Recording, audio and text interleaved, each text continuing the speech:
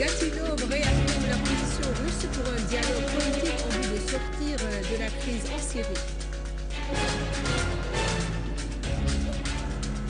L'armée poursuit sa mission contre les terroristes à Alep et libère plusieurs personnes kidnappées.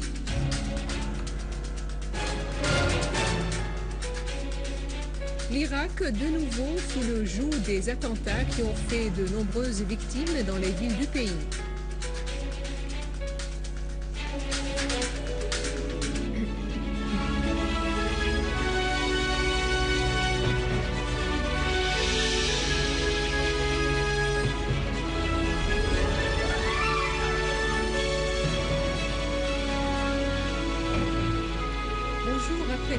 Voici notre journal.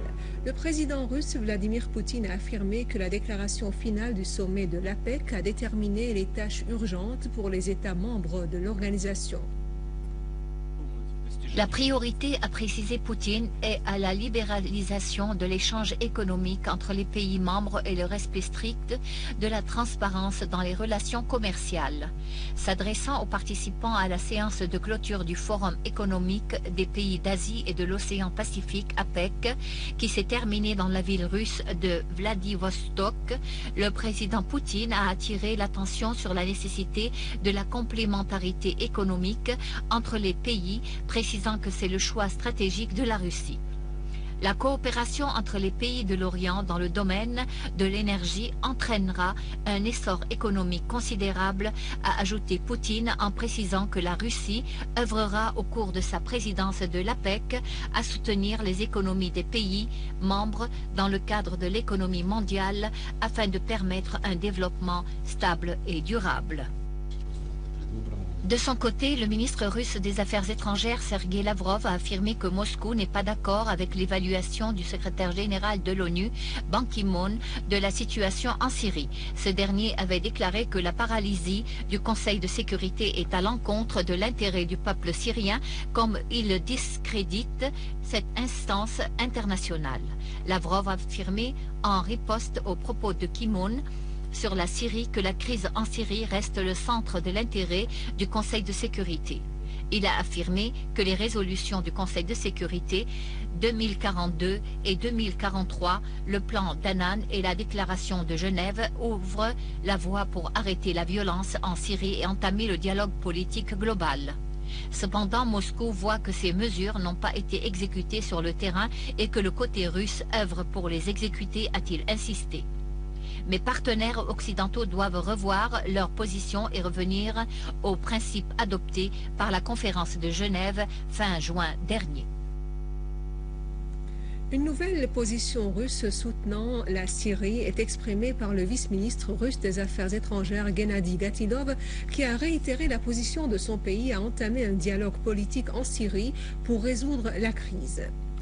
Gatilov a écrit sur son site Twitter que le secrétaire général des Nations Unies, Ban Ki-moon, est conscient de ce qui doit être mis en discussion entre les membres du Conseil de sécurité lors de l'examen de la crise en Syrie au Conseil, mettant l'accent sur la nécessité d'entamer le plus vite possible d'un dialogue politique en Syrie avec la médiation des Nations Unies.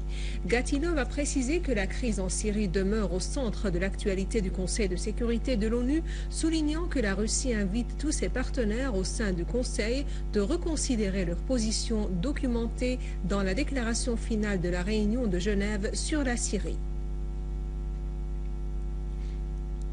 Alexis Bouchkov, chef de la Commission des relations internationales à la Douma, a affirmé la fermeté de la position de principe russe vis-à-vis de la Syrie.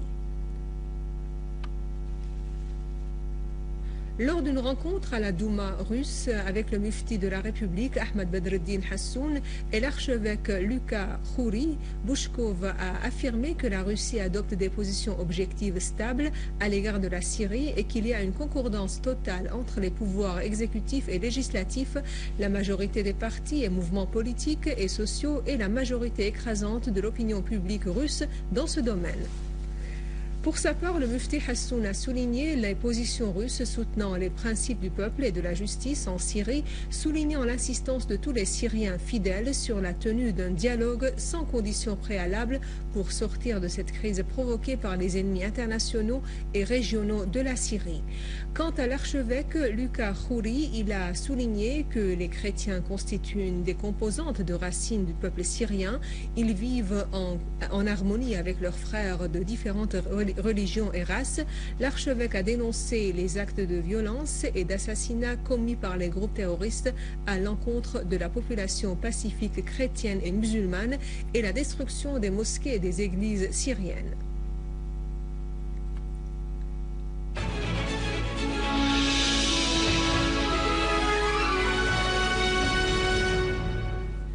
L'armée poursuit sa mission dans plusieurs quartiers d'Alep afin de rétablir la sécurité et la stabilité dans cette ville et de la débarrasser des crimes de ses mercenaires.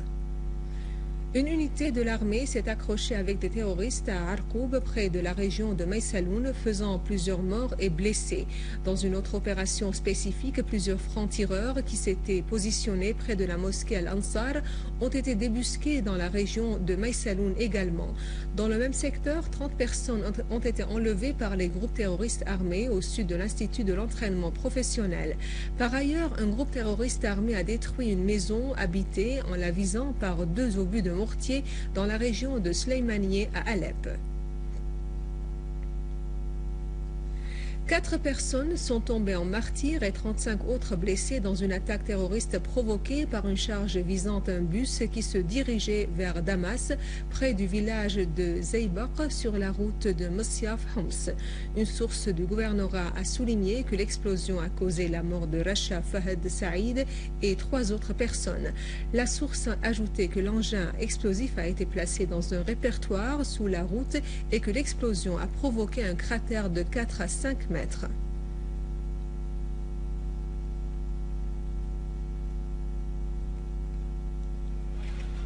À Damas, l'armée poursuit sa mission consistant à rétablir la sécurité et la stabilité dans le quartier de Tadamun et la rue Palestine. Une opération spécifique a permis à l'armée de neutraliser un grand nombre de mercenaires qui avaient dressé des barricades dans les rues de ce quartier et terrorisé ses habitants.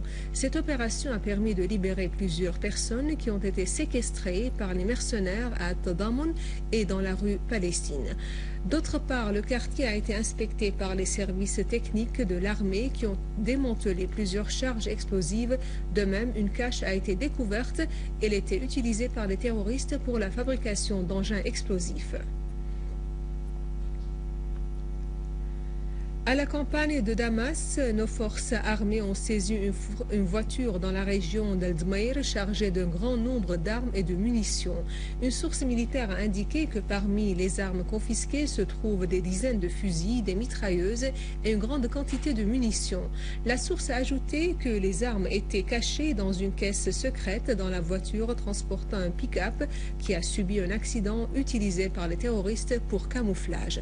Les groupes terroristes armés ont déjà essayé de faire passer des armes à la même manière, mais nos forces armées ont déjoué leur tentative.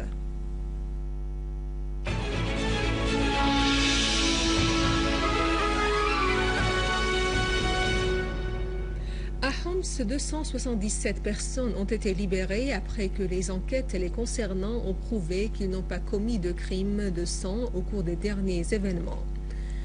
Les personnes concernées ont été libérées après qu'elles s'étaient engagées à ne plus porter des armes face aux autorités, de ne pas plus commettre d'actes de sabotage ou tout autre acte qui pourrait porter atteinte à la sécurité de la Syrie. Cette décision a été prise dans le cadre de la réconciliation nationale et sur l'initiative des dignitaires du quartier Al-Shammas et la supervision du gouverneur de Homs, Ahmed Mounir Mohammed. 7 morts et 17 blessés à Kirkouk, au nord de l'Irak. L'attentat a eu lieu à l'entrée de la compagnie du pétrole du Nord où se trouvait un rassemblement de demandeurs d'emploi. Une voiture piégée a été actionnée dans le parking proche de cette entrée.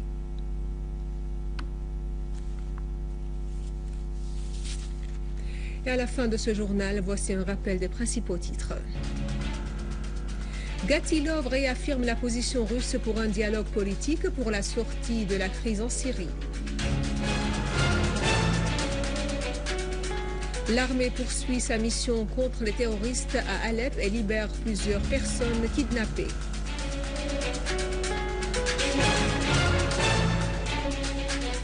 L'Irak de nouveau sous le joug des attentats qui ont fait de nombreuses victimes dans les villes du pays. Et il me reste à vous rappeler que vous pouvez consulter notre site internet syriaonline.sy pour revoir ce journal et davantage d'informations. Merci de votre attention. Passez une excellente journée sur notre chaîne. Au revoir.